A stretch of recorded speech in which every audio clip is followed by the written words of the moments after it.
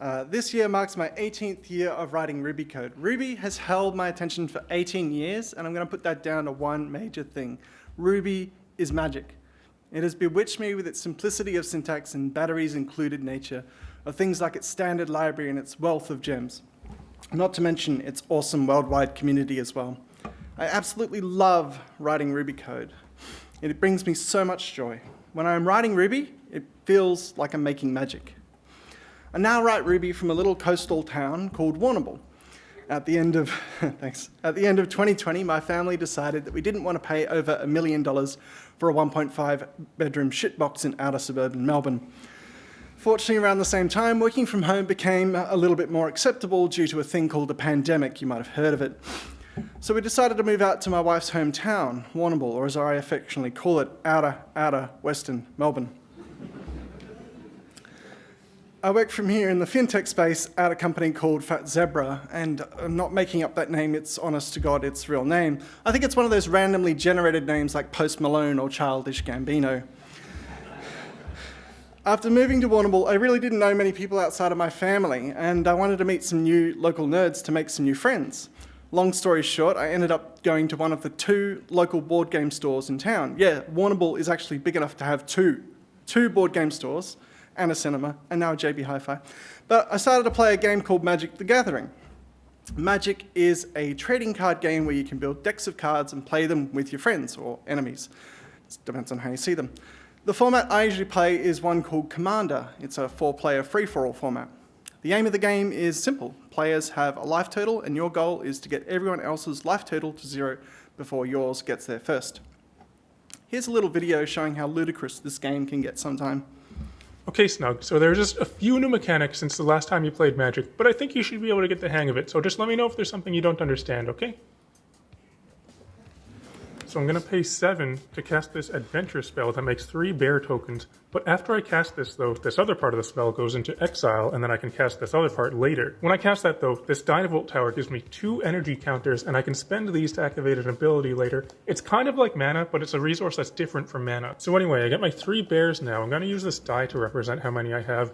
This is the number of bears though, these aren't counters. And then I'm going to minus my Planeswalker to put this creature into play from my library. This one enters the battlefield with a shield counter on it. Now this one is a counter, but it's not a +1/+1 counter. And when this creature enters the battlefield, it becomes daytime. Now this is important, we'll have to remember this for the rest of the game, okay? Then I'll attack you with this thing. Now this doesn't deal normal combat damage, it deals damage in the form of poison counters, so you get one of these and you have to track that for the rest of the game as well. Alright, I should stress that Magic is not usually this complicated. But I use this as an example of 2 things. How Magic the Gathering play sounds like, and also what you sound like when you're onboarding a new starter at your company. Now, as much as I'd like to talk about bettering your onboarding practices, that's a talk for another year, I enjoy talking about Magic much more, so let's do that. But this isn't MagicConf, it's RubyConf. So why am I here talking about Magic the card game at Ruby the conference? Because about 18 months ago, I decided that I would continue my streak of making magic with Ruby and make Magic the Gathering with Ruby. I absolutely love the mechanics of this game so much. It tickles the same part of my brain that programming tickles, but in new and interesting ways. So I thought, why not combine my old love of Ruby with my new love of Magic? My day job in fintech doesn't provide much room for experimentation or error. Companies tend to get quite grumpy when you mess with their ability to transact real-world dollars while you're trying to show off your super awesome Ruby skills. So I needed somewhere to practice where the stakes were lower and I could still experiment with Ruby and further my skill set.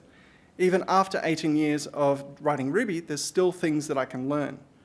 Magic seemed like a good choice because Magic has all these different programming-like concepts as well. It's got a stack, it's got state machines, it's got event-driven code, and what's more flavor of the week than event-driven code and microservices. So I want to take you on this journey of figuring out how to build this wonderful card game in Ruby. And along the way, I'll show you some of the cards and talk about the mechanics within the game that I find the most interesting. And perhaps by the end of this, you'll want to join me in building this or run away screaming. If you're going to build any game in any language, the first step is to learn how to play that game. With most games, you can do that by familiarizing yourself with that game's rulebook. Here it is.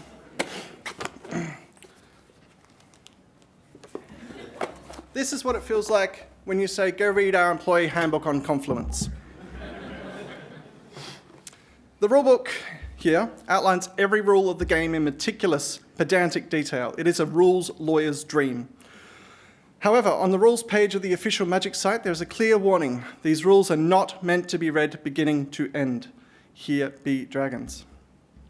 A brief aside, another card game you might be familiar with that also has a rulebook is Uno. Uno has a rule set that fits onto a double-sided A4 sheet of paper. These Magic rules, however, are 291 pages long. So when we build Magic in Ruby, we've got 291 pages of rules text that we need to turn into Ruby eventually. To read all of these rules out would take about 21 hours. We would be here until the wee hours of tomorrow morning. But what I will share with you is one particular rule that I think you'll like, called the Golden Rule of Magic, straight from the rulebook itself. It says, Rule 101.1, whenever a card's text directly contradicts these rules, the card takes precedence. The cards themselves have rules written on them. That's what makes this game interesting. The cards make the rules too. So when building this card game in Ruby, not only do we need to take into account the 150,000 words in the rulebook, but then we need to completely disregard those rules whenever a card says the rule is otherwise. In Magic, as Caitlin said, there are about 25,000 unique cards. Some, not all of these cards, change the rules of the game when they've been played. If we count up all the rules text on all of these cards, we get about 834,000 words, or about another 5.5 rulebooks worth. And there are new cards coming out all the time at a rate that NPM packages are jealous of. Putting this together with the rulebook, we get about 1 million words describing the rules of this game, where some of those words, if they're printed on a card and played, will contradict and override the rules in the rulebook thanks to that golden rule of Magic. Reading all of these rules will take us about 5 days. I have to get home before then. Not only this, but then we have something called the oracle text, where the rules on the cards are sometimes confusing or open to interpretation by the players of the game. When this happens, the creators of Magic come along, clarify those rules, publishing updates into what's called the oracle. Right, so we have a card game that we want to model in Ruby that takes over 1 million English words to describe in its entirety, where those words can be found in one of 3 different places: the rulebook, on a card, or in the oracle. It sounds like fun, right? Yes, enthusiastic agreement. I love it. So I thought, why not give it a go as a way of practicing my Ruby skills? Fortunately, you don't have to start at the first rule and work your way down. Remember, the creators actively discourage that.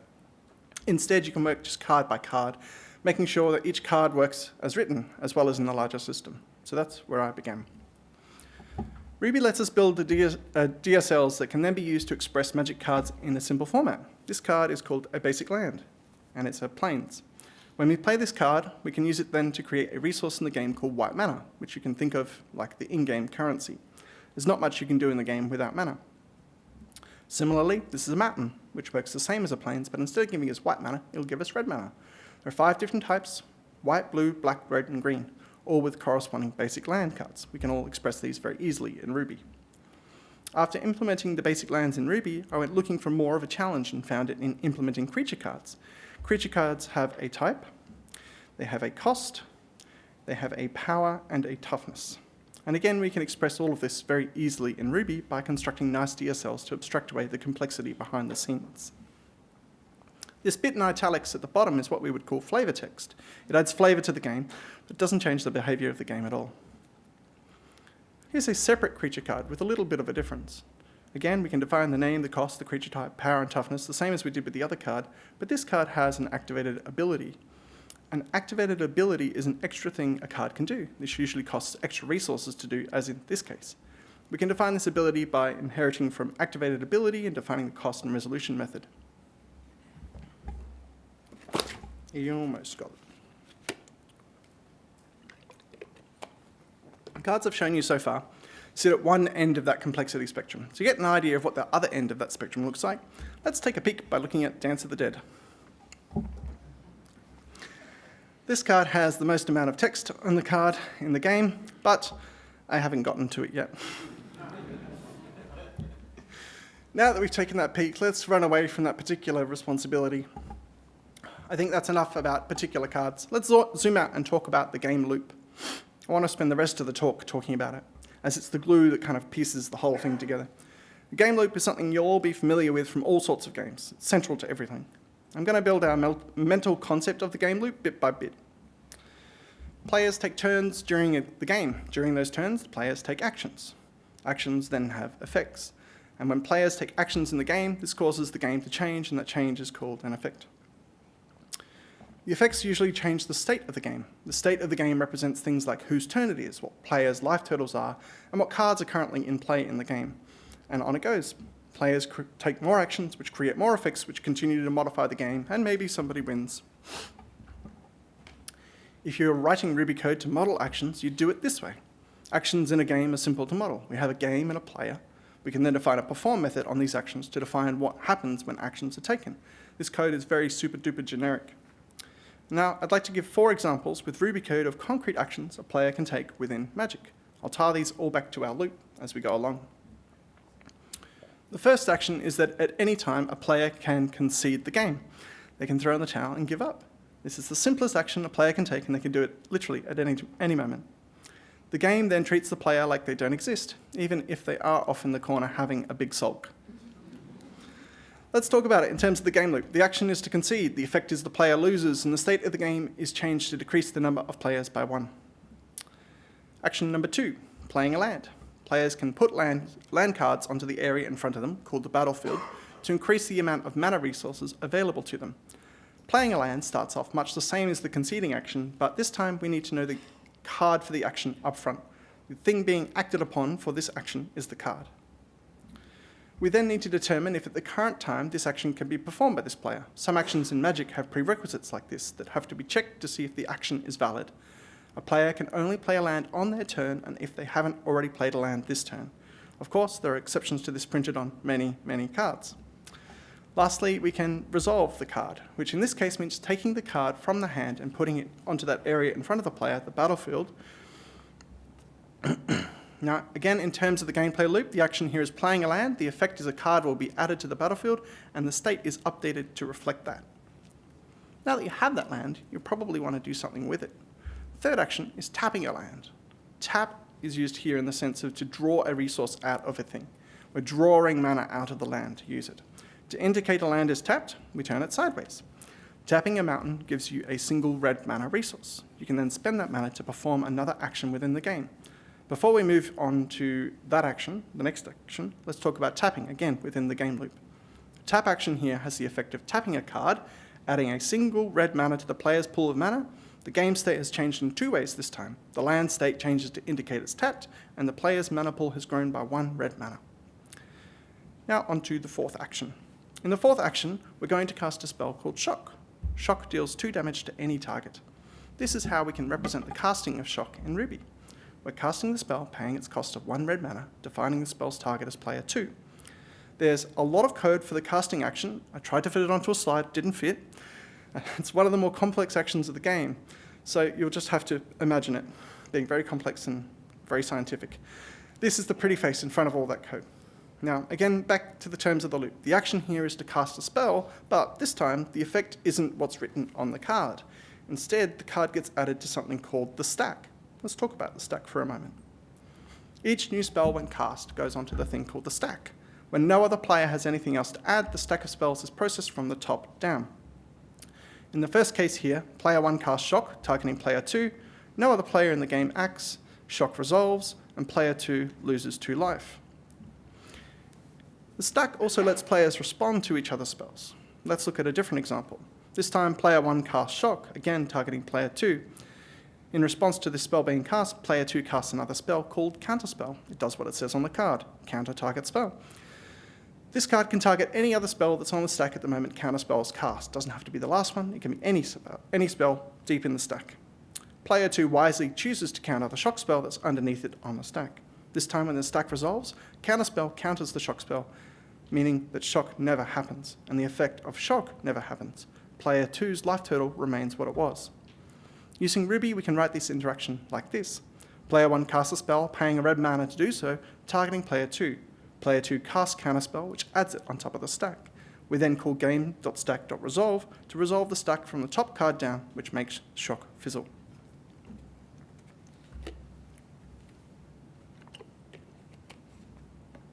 We've now covered off 4 of the most common actions within the game: conceding, playing a land, tapping a land, and casting a spell, as well as a brief foray into the stack.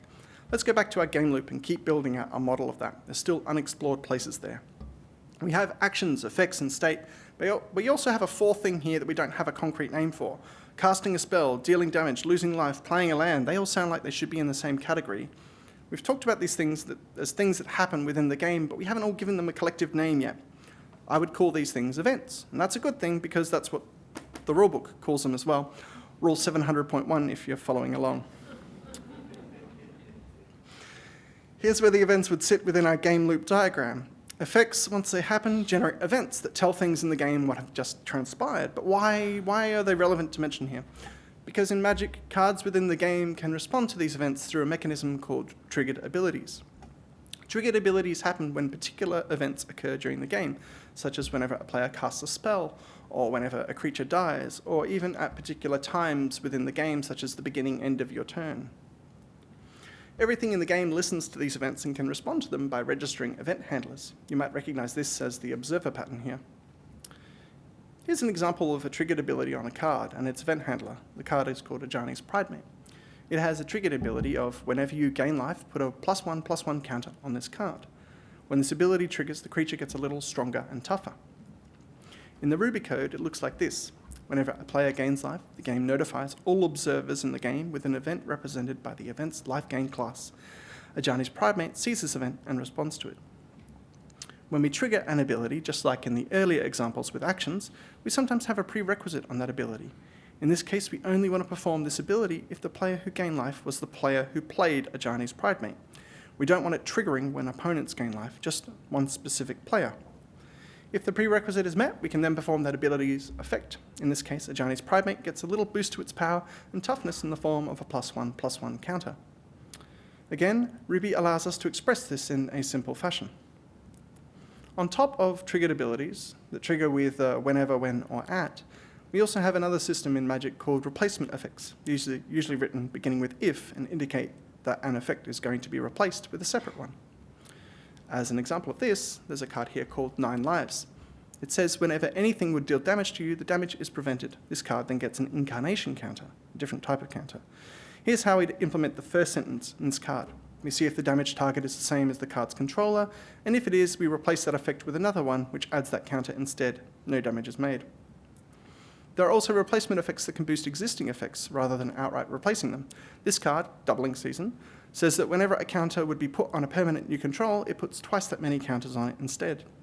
It boosts the effects of counters rather than replacing them. This applies it to all counters, such as ones from Ajani's Pridemate and 9 Lives. Here's both Ajani's Pridemate and Doubling Season next to each other. When a player gains life, Ajani's Pridemate sees the event, it goes to add that counter. Doubling Season sees the event, it replaces the event, and you get 2 counters added. Of course, when you have 2 Doubling Seasons on the field, player gains life, Ajani's Pridemate sees the event, it goes to add the counter. Doubling Seasons 1 and 2 both see the event, and you get 4 counters instead.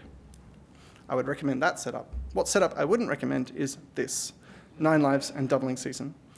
When the player is damaged, 9 Lives sees the event, it goes to add the counter. 1 and 2 both see the event, and you end up with 4 counters. Once 9 Lives receives 9 counters, you lose the game. Do not recommend.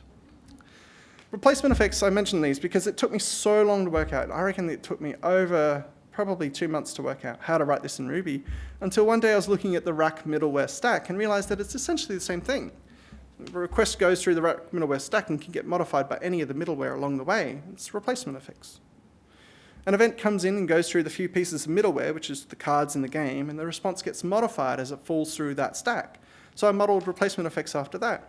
All cards that care about an effect and want to replace it process that effect one after the other, effectively forming a chain of middleware on the fly. And eventually I'll need to handle this differently, as players in the game can choose the order of their replacement effects. That's rule 616.1, if you're still following. But this is fine for the current state of the engine. Triggered abilities and replacement effects are what connects our 4th pillar of our game loop back to effects. And now you might see a problem with this. An action can cause an effect, which can cause an event, which can cause further effects. There's another loop within our loop. As a concrete example of this, and my final example for this talk, We have a card here called Ajani's Chosen, which has a triggered ability that triggers whenever a card with the type Enchantment, that's the middle text bit, enters the battlefield. The effect this card then performs is to create a creature called a cat onto the battlefield. This means when a player also plays a card called Enchanted Evening, which itself is an enchantment, the first card's ability triggers. When this card triggers, it creates a cat. Meow. I wanted to do that forever. I told Ella I would do that, my daughter. When this card is triggered, it creates a cat. The second card here also has an effect that applies once this cat has been created. It says all permanents are enchantments. This is what's known in the game as a static ability. It applies always. It's not triggered, it's not a replacement effect, it's always happening. This means that this ability applies to our new cat. When our cat is created, it starts out being a token creature cat type, but because of Enchanted Evening, it turns into a token enchantment creature cat as soon as it is created.